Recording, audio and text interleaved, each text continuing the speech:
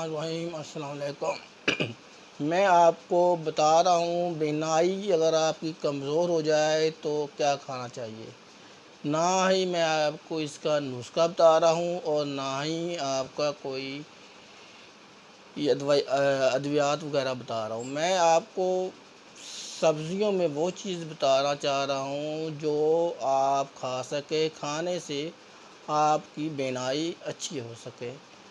تو سبزی میں آپ کھائیں گاجر، مولی، چقندر، اور ڈرائی فروٹ میں آپ بادام اور بھونے چنے، یہ آپ زیادہ سے زیادہ کھائیں گے تو انشاء اللہ تعالیٰ آپ کی بینائی ہے وہ صحیح ہو جائے گی اور آپ کو اچھا محسوس ہوگا اور آپ کی آنکھیں صحیح دیکھنے کے قابل ہو جائیں گی۔